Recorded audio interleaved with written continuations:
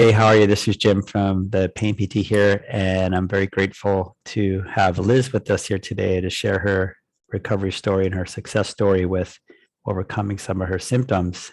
Thanks for being here, Liz. You're welcome. Yeah, I'm really happy you're able to come on and willing to share your story. Maybe to start with how this started for you, what, the symptoms, what was going on, maybe take us in the Okay. beginning. Okay. So the beginning is probably long, long ago before I even made a connection with some of the the pain conditions that I had, and actually have had surgeries that I now feel were probably unnecessary in my neck and back. But in October 2020, yeah, um, I took a really bad sort of kidney urinary tract infection, which usually I've had a few before, but they usually resolved quickly. If they didn't resolve quickly, I got antibiotics and that resolved it.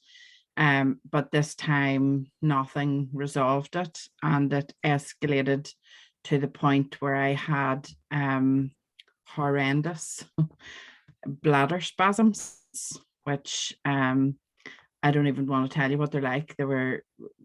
They're suicidal thought inducing type experience, really horrible, really, really horrible.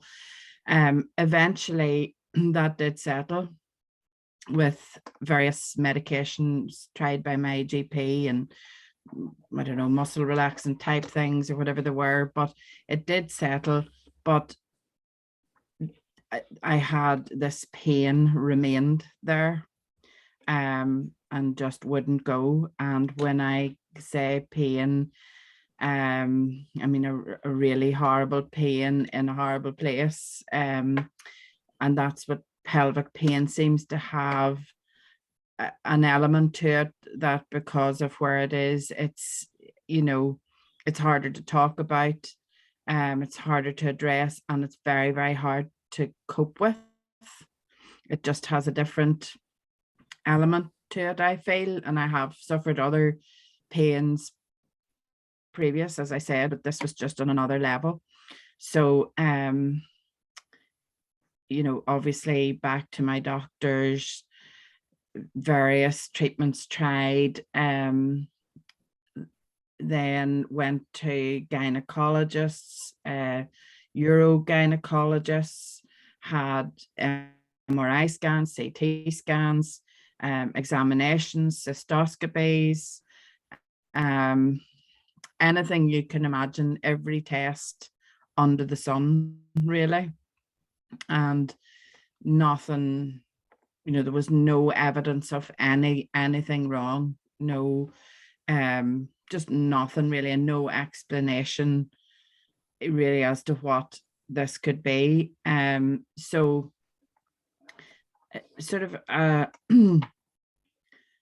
leading on from that, I actually had a procedure where I had Botox injected into my whole pelvic area, and it didn't do anything basically at all.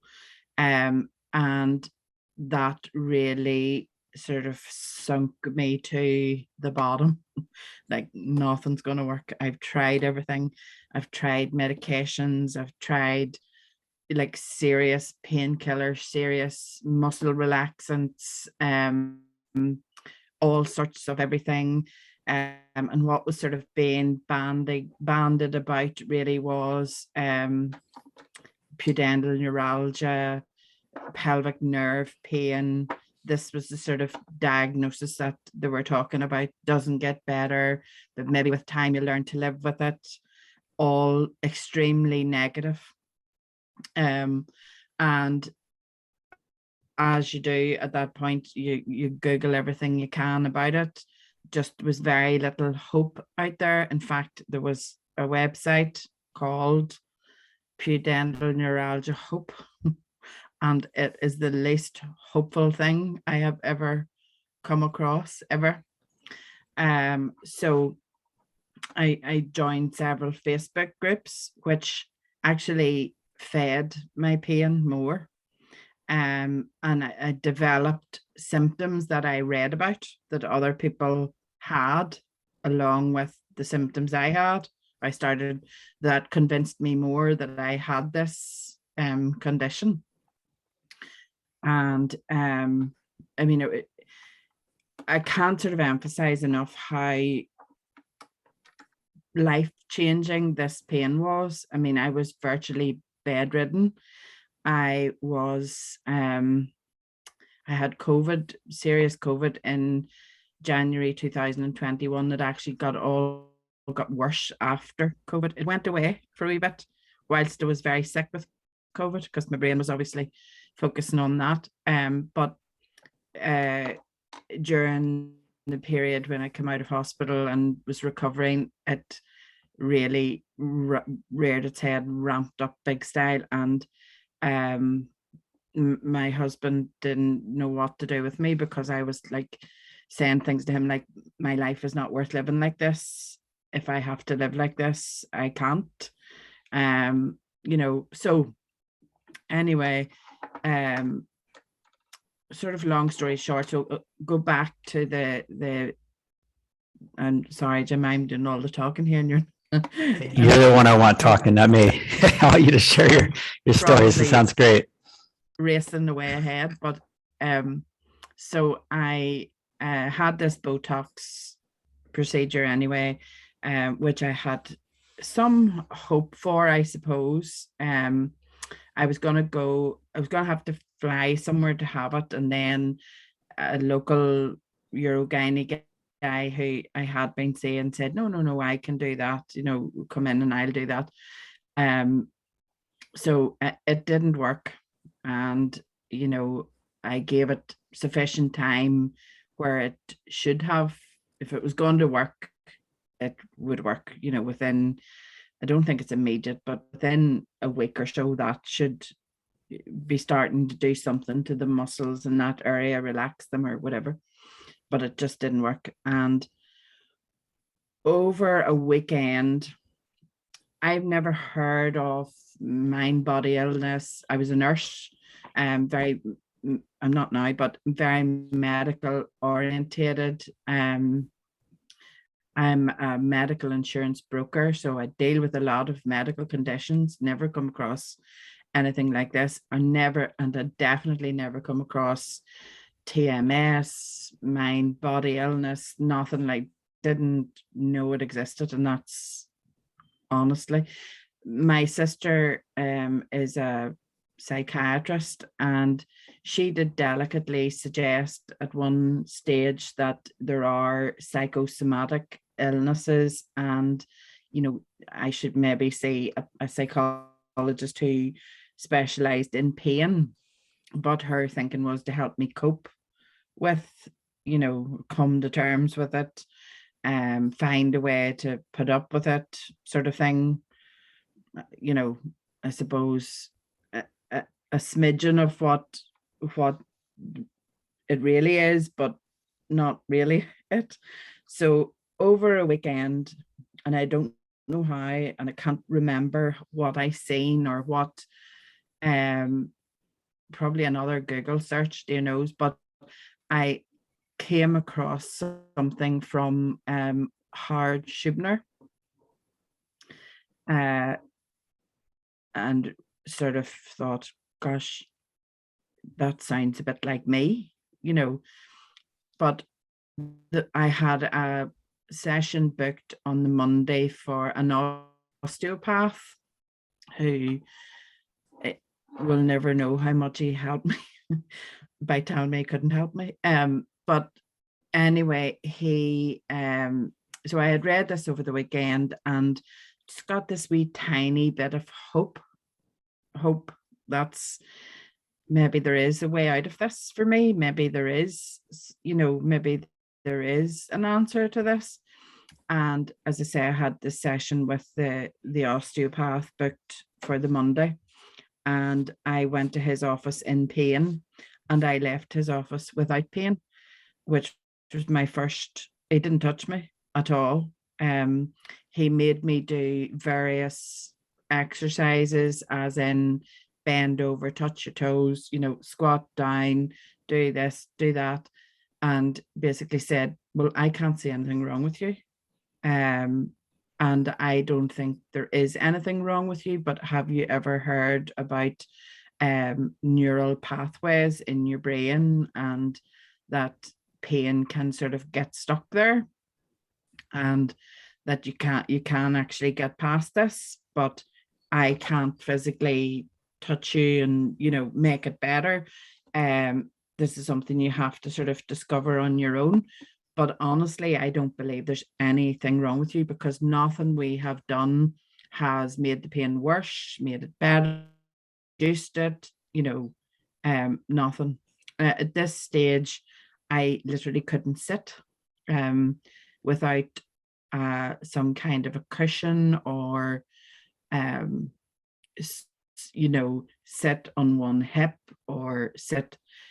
I couldn't sit. It was just, that was a very difficult thing to do. I had to either lie down, and that become a thing too, because I had read that in a group that the pain went away when you lay down. So mine went away when I lay down. Pain was worse when you sit. I never had a problem with sitting until I started to read this. Pain was worse when you sit. The pain was worse when I sat. So I left him and got into my car and thought, there's no pain. And I was actually ecstatic, is the word, and full of so much hope. I can't tell you, it was just full of hope. And I had about 7 days of no pain whatsoever, nothing. Almost on a high of hope. Yeah. And hope is definitely the best drug that I can,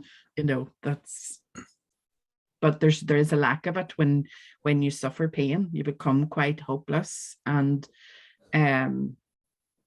you don't feel that there's going to be, all this, you catastrophize, the fear takes over, and that's really what had happened to me. And that was replaced that day, albeit it wasn't permanent at that stage, but that was replaced that day with hope, and hope made me pain-free for a week.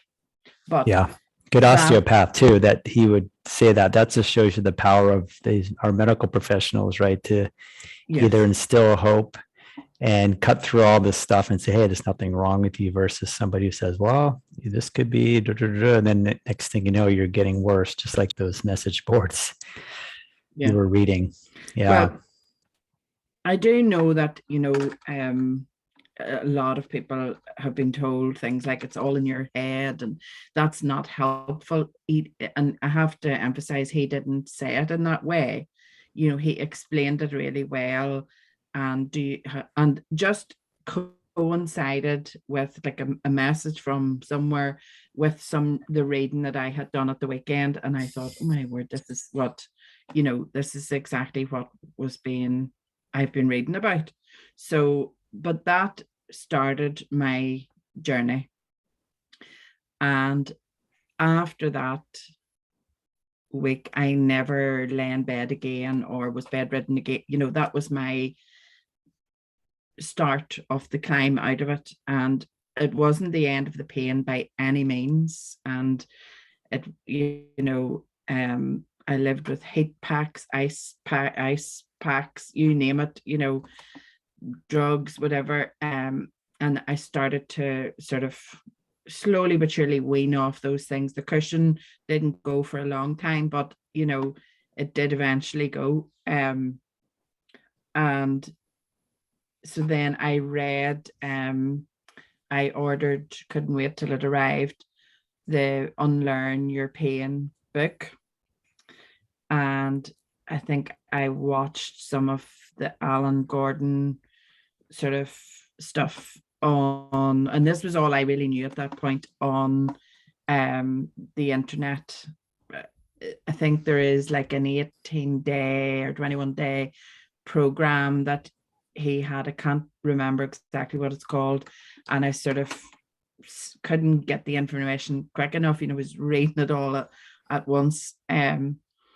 And that's that was really the start of the journey. Now, it wasn't by any means, quick, but that was the start of the journey. In the end, the sort of, I suppose, light bulb moment that I had was quite quick. But the journey to get to there, it's very difficult, I think, maybe to tell people how they get there, because it really seems to be your own journey of education and knowing, sort of belief, really, that you believe that there's nothing structurally wrong with you, there's nothing, you're not ill, you don't have some strange thing going on inside that's causing this. And that belief in itself is very powerful. Yeah. And I suppose you can think you believe it, but there comes a point where you actually it has to be quite deep that you really do believe that. It was probably forced for a while, there's still a wee doubt, maybe there is something. So that's, and then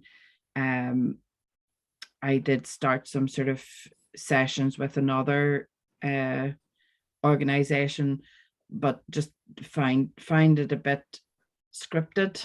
And then I don't know where, seeing your name, Jim, or seeing you recommended, and I started to watch some of your YouTube stuff, which is really, and I've said this to a lot of people, it's really amazing that you actually do that, because you're helping people and it's free, that side of it. But where I really progressed was with the sort of one-to-one sessions then with you, where and again, it wasn't an overnight thing, but over a period of time, there was just a wee snippet that I got out of each session that was useful to me that week, and then the next week there was something added into that, and something added into that. And I mean, I suppose the bottom line is it was all about settling down my nervous system.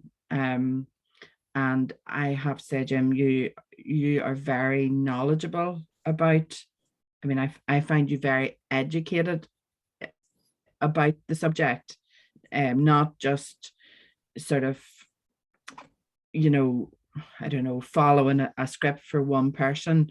When I spoke about, say, how my emotions really translated in me as physical pain, you were immediately able to maybe quote something to me and that strengthened my belief then, sister, all the time. That strengthened because there was the evidence, or to build that up.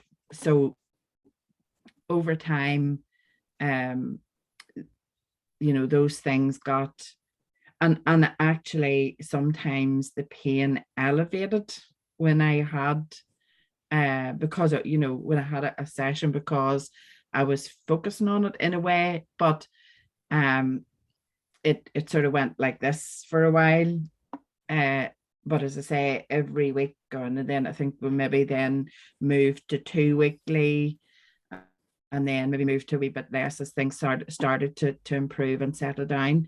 That every time there was something that just resonated with me, that was useful that week.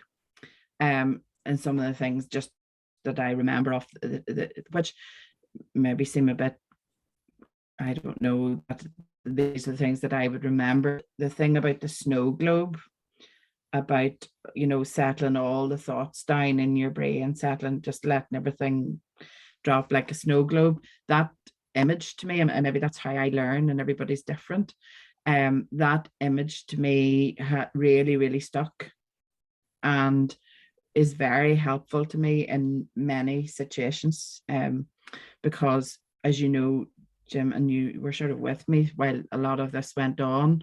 My mum and dad both passed away last year. So I had this pain condition. I had a serious bout of COVID that I was hospitalized for.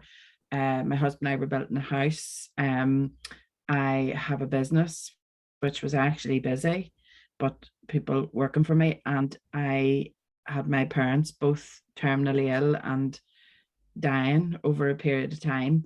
And they died within 4 months of each other. So I had all this and still trying to work on my pain. And obviously those emotional, there was times where I think I said to you, I just know I can't concentrate on, I just have to put up with the pain for now because, uh, I'm in serious grief where I know I can't possibly sort of commit to this work or deal with it really. Um, and we took a wee break at that point because of, what was going on with my mum and dad. And so obviously those things were huge emotional things in your life. Um, Terrible. It was just a terrible year, really, from the point of view of, I mean, losing both your parents at not, and they weren't really elderly. They were in their early 70s. Within 4 months is really shocking. And in a pandemic where visiting them when they were in hospital was like, we didn't see my dad, for instance, for 8 weeks, other than on FaceTime and whatever, until a few days before he died. Weren't able to see him. So, but I was able to connect the dots that, as those emotional events were happening, my pain was related and ramped up with it. So I suppose that was all built in the evidence that, that this was not a structural problem. This was a TMS mind body issue. And I think then after my dad died, I can't remember, Jim, exactly, but I think I went away for a few weeks with my husband, to sort of try and just take a break from life. And the pain was okay. I just let it be, I just didn't fight with it. I didn't try and deal with it. I just let it be because I was in pain about my, I was cried every day. I was in emotional pain about my dad and my mum, and I was really grieving. And I just sort of didn't. And then when I came back, I said, right, I'm gonna get in touch with Jim and get going again. And it only took a couple of sessions after that till something clicked, that, this, and the thing that clicked for me that has gradually just brought my brain or my alarm system down was that this is not dangerous. There is nothing actually wrong with me. It's irrelevant whether I have this pain or I don't, because it's not going to harm or damage me in any way. It's just a sensation. It's a bit uncomfortable, but I'm okay and fine. And I'm okay. I'm okay. And, there was one session where I think you just kept saying to me, tell yourself you're okay. Just keep telling your brain, I'm okay. I'm okay. And it sounds so simple, but it's so effective, Yeah. And you did say to me one time, Liz, when you get this, it is a simple concept when you get this.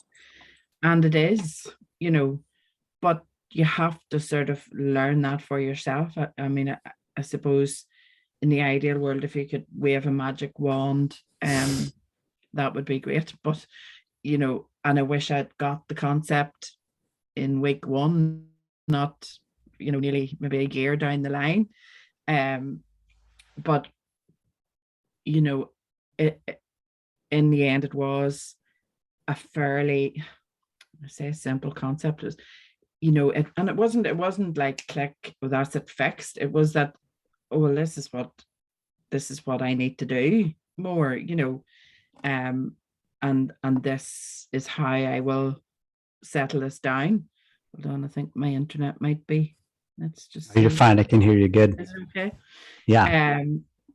So yeah, that's and then after that I really did start to get an awful lot better, to the point I've had months and months now of, most of the time, no pain. Um, well, I mean, yes, I have some pains in the neck sometimes, back or whatever, but not anything that's stopping me living or stopping me doing everything that I want to do. Went on an 8-hour flight in January, 8.5-hour flight, which was unimaginable, that I could sit for that length of time in a confined space. Not a chance. That's my brother. So no, I went on an 8-hour flight and had a holiday for 2 weeks in January, which was just unthinkable, even 6 months prior to that. So that's how far I have come, basically. Yeah. And I think I said to you, earlier, that I have had several relapses. Probably, I've been in and out of things for a while, but the relapses at the start were like, oh my God, I'm back to square one. What am I going to do? Catastrophize, fear, back to that whole, and sort of gradually then come back to base point, if you like. But eventually those relapses have got shorter and shorter and shorter, to now, when I have them, the fear does come and the catastrophe does come for a tiny time, until you sort of say, okay, this is not square one. You've been here before. It does settle again. This will pass. It's fine. It's just a sensation. What happened yesterday to cause this, to have a stressful day?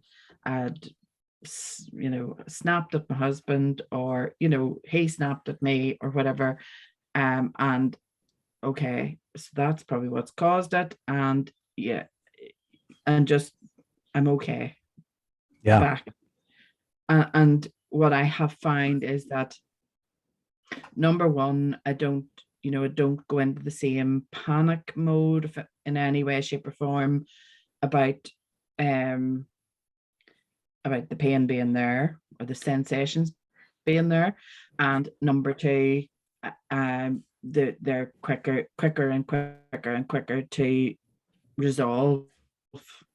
And really, I am living a normal life. And I think there's many people with these types of conditions who think, oh no, but mine is a structural problem.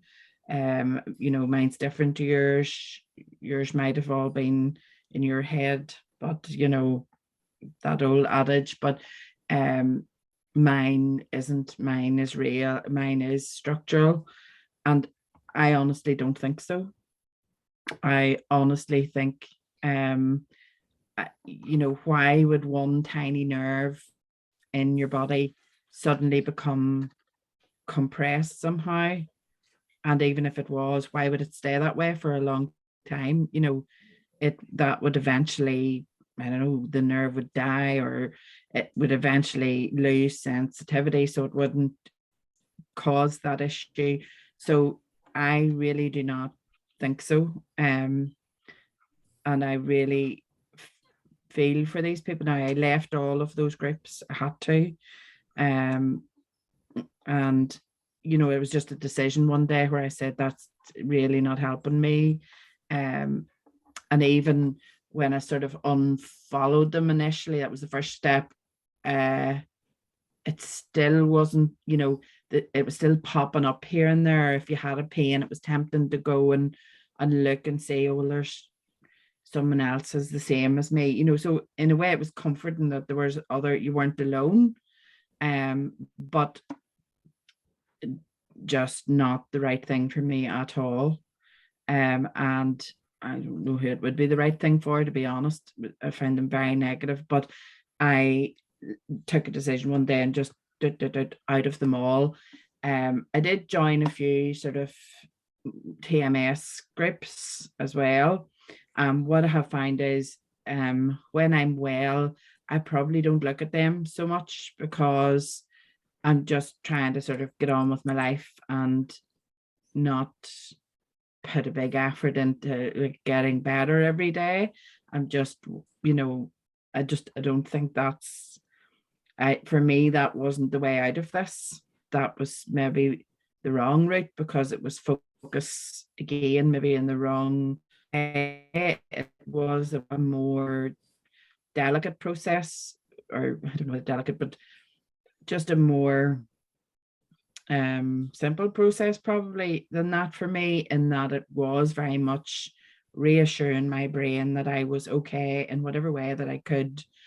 And yes, things like breathing do happen. And there are times where if I have, a flare up of pain, a lot of those techniques are very helpful.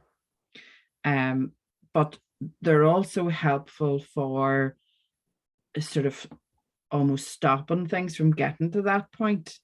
Because now I can sort of recognize, I mean, you told me the thing about, sort of slumping your body and the snow globe thing. And if I probably should do it every day anyway, but if I'm finding things a wee bit stressful or a wee bit just today is not going my way, those things are very helpful, to maybe ward off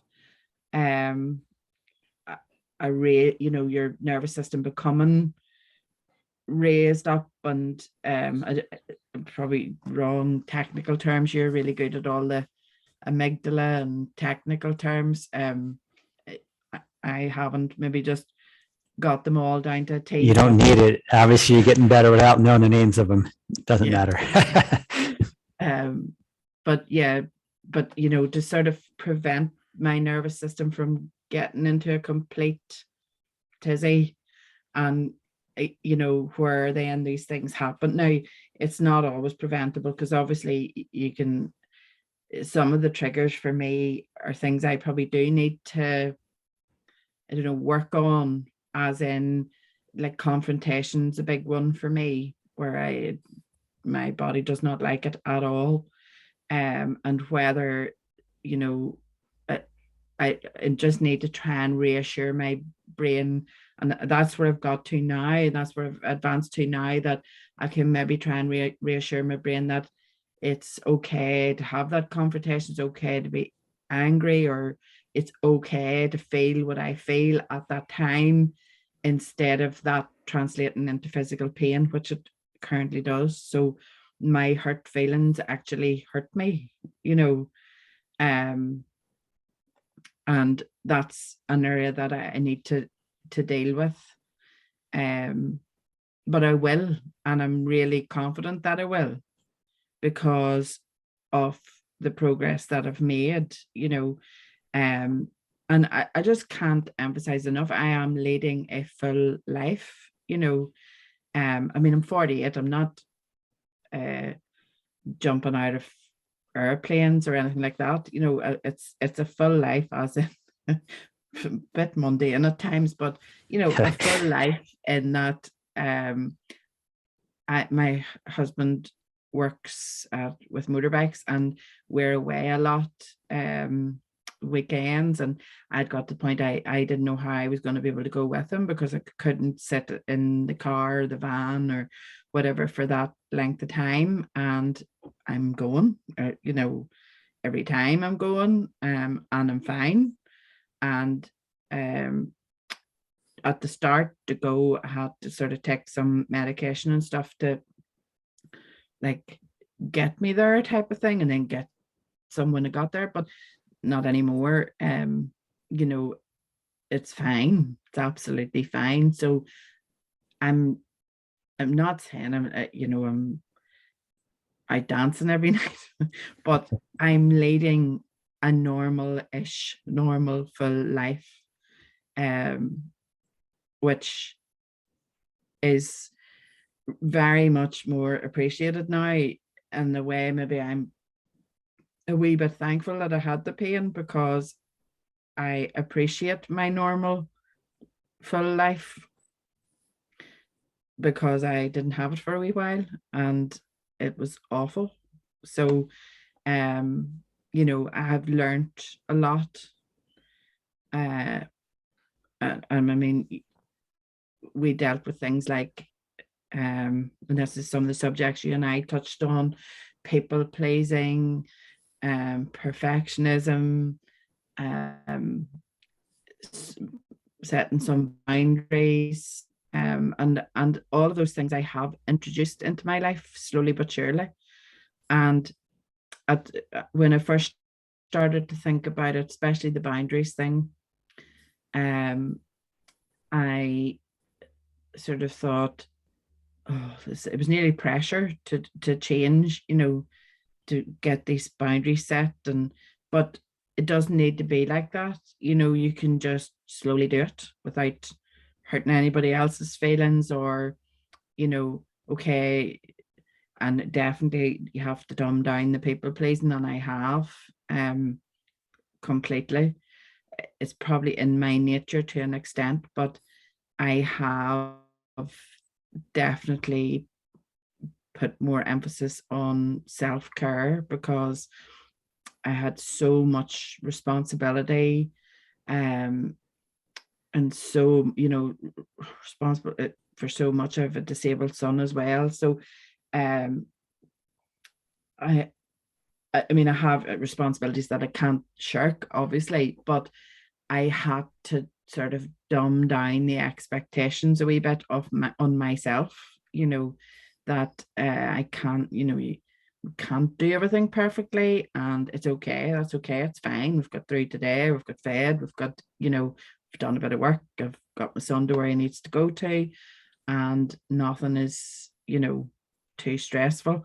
So there's lots of areas where I hadn't thought about or didn't think they were related to pain, like those things, like people pleasing and emotion. Like, really, it is a complete revelation to me, probably, that any of these things were even in any way connected to pain. I never would have imagined that, to be honest. So or believed that, if but it's evidence. The evidence of how things progressed did teach me that.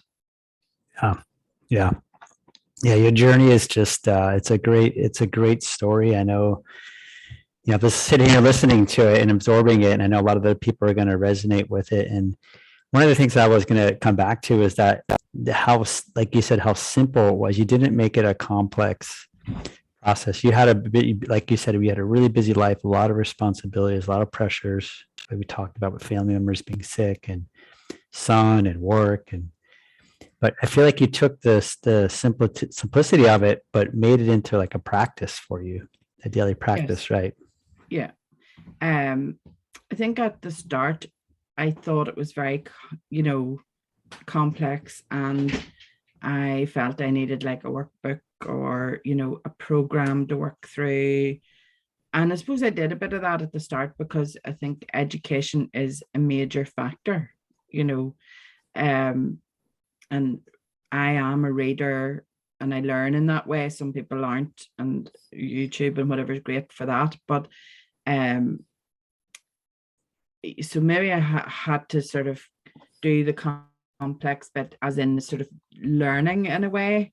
But then I sort of realized that, you know, almost the more you're trying to put this massive effort and sort of regimented routine, if you like, and, you know, so meditation in the morning, and then I'll do this, then I'll do that, then I'll do, you know, was nearly like almost putting more focus on the issue.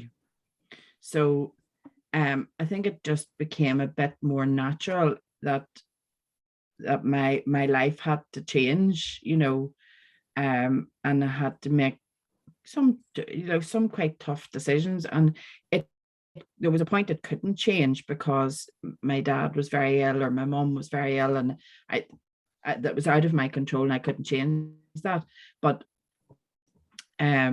you know, I could change just sort of how I reacted to everything. And I could put some quite simple things in place on a daily basis to just keep my nervous system calmer, I think is the best way to describe it. I wouldn't say it's perfect by any means, and definitely there's times where, you know, we'll have a ramp up again, but I have a different confidence about that it'll be okay, that it'll pass, and it's like any other ache in your hand or whatever, you know, it'll pass. And I think I told you about one night I actually laughed at my brain because, you know, I had sort of got myself in quite a calm state of mind, and I started to get this stabbing pain in my toe, on, like, I can't remember which foot now, but something I'd never ever had. And I'd got everything else, no back pain, no neck pain, no pelvic pain, no any pain, but the stabbing in my toe. And I actually said, are you having a laugh, brain? You know, are you actually serious? You know, my toe. So I mean, I think the brain amazes me as to its power, as to what, you know, but I think we have the unique ability as human beings to be able to reroute that, and change that, and take a bit of the power back, and realize, I suppose, your brain is trying to protect you but sending you false alarms. And quite often telling myself that message is that, you know, this is a false alarm from my brain. It's not necessary, I'm okay. Sometimes just telling myself that message is enough to calm everything down, and certainly that I'm not focusing on, oh, I'm in pain, I'm in pain, I'm in pain, I'm in pain. So yeah. Yeah. I mean, everything you speak of is that idea of just acceptance from a place that you're okay. And when you do that, your nervous system relaxes, which is what the ultimate goal is, right? And then this stuff settles down, and you're getting better and better at it, like you said, because you can nip it in the bud sooner, and then it didn't come quite as much or didn't last quite as long, right? So you started really getting a handle on your nervous system and how your brain works. And that's what it sounds like to me when I listen to you, that you just got that piece of it and you really believe that you were okay. I mean, that's the big thing. You really believe that these pains weren't dangerous anymore. No. And I do really honestly, genuinely believe that. And that's probably the one of the major things, because you know, it's nearly, well, a year and a half or nearly 2 years this all started. I'm still here, I'm still fine. You know, so it's not dangerous. There's nothing wrong. and I sort of see this all the time in groups, yeah, but it's pretty much there's something structurally wrong with me. And I have changed my whole outlook on what actually can be structurally wrong. In that I realize that there are only, several major things that can be wrong. And if those are ruled out, then you're looking at, this is what you're looking at, that your brain has learned this pain really, and you need to unlearn it and teach your brain to settle down, stop sending you these false alarms. So I really do hope this does help someone else, especially because it's quite, you are exposing yourself in a way by like discussing all your medical stuff, I suppose. And it's quite a vulnerable thing to do in a way. And the reason that I have done it is not for me at all, to be honest. Because again, and I am this maybe part of my problem too. I'm a very empathetic person. And I feel a lot of empathy for other women and men with this type of pain. I really do. It's actually heartbreaking. And I have some friends that I have kept in touch with, through the original groups that I would have been in, who I have, hopefully shown that it is possible to heal from this type of, well, any type of pain really. So that really is my main reason for, and as you know, Jim, I contacted you sort of probably out of the blue a bit to Yeah. say, Jim, I'm doing well here. And it's been months and months now, and I don't mind, I wouldn't mind doing this. And it's mainly because when I was going through this, interviews like this helped me so much. They give that magic hope. That's really is such a strong pill in getting better from this. So that's really why I decided that I wanted to do this. I wasn't asked to do it. I asked you, can I do it? And that's why. And I really genuinely hope that someone comes to you and gets the same help with. And it doesn't matter what the problem is. This is the thing that I realize. It doesn't matter, if it's your toe, your burning mouth, migraine, headaches, whatever. It doesn't matter where, that's actually irrelevant completely as to where the sensation is in your body at all. It's, what's behind it. And but I do hope that it gives some hope to people with pelvic type pain, because it is one that, I do know that people really do struggle with. And I did watch some interviews with people like me at an early stage, and they really did give me hope. So that's what I hope I can do. Yeah. No, your story is amazing. And you're certainly going to give a ton of hope to people, and inspiration too. That's the other word, to that they can heal too, because you did it. And it's like you said, it has to seep in the right way. Everybody's different. The timing is different. But if you stay with it, like you did, like you said, you wish it was a week. I wish it was a week too for everybody, but it can be a year. It can be 6 months. It can be a few months. It could be a couple of years, but you're changing your brain. So that's what's most important. Yes. And I have to say, I never, ever give up on it as an idea, never. And and that's probably because of the hope bit and the experience I had right at the start, which was like the evidence that this is what it, this is what it is.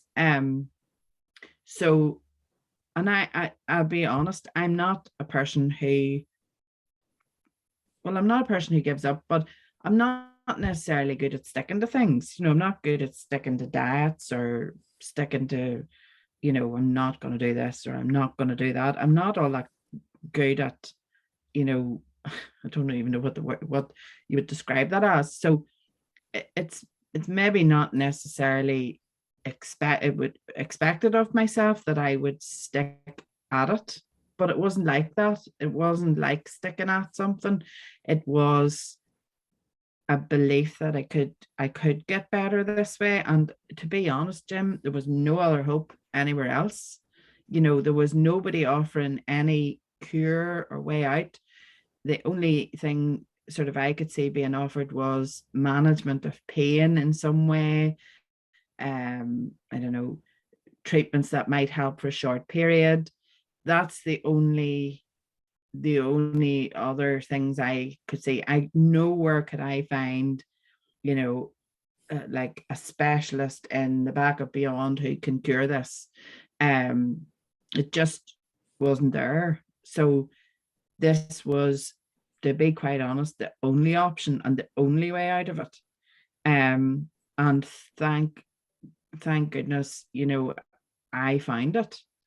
And I just think of so many people who don't know about this, like I didn't, or who don't think it applies to them, that could be helped so much, by just speaking to somebody like you, understanding, listening to all the sort of specialists and experts in this area, and that this actually is now science, and it's not airy fairy, and I'm not an airy fairy person, and would be the type of person that's quite, what would you say, believes in science and believes in medicine, and so would never really have been into like alternative treatments or anything like that. So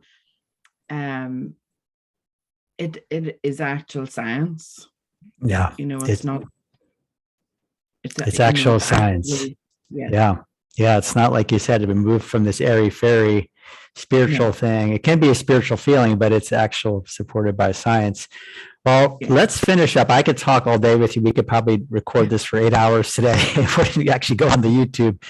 I've got to take a call out, but Liz, oh my goodness, I'm so grateful and so happy you came on and decided to share your story, because like I said, it's going to help so many people. And I really, really appreciate it. And really thank you for sharing this beautiful story. You're welcome, Jim. And thank you. Thank you so much, because you have really been instrumental in me getting better. Okay. You really have. And I'm so grateful that I met you, and I do believe things sometimes in life are meant to be, and I was meant to speak to you, and I was meant to speak to that osteopath, and etc. But you have helped me so much. Oh, you're so welcome. You're so welcome. Well, thanks again. I really appreciate it. All right, Jim. Bye. Okay. Probably won't talk to you soon. But... Okay. I'll talk to you for a second after I hit the stop button here. But we'll say bye to everybody else out there. Okay. Bye. Bye.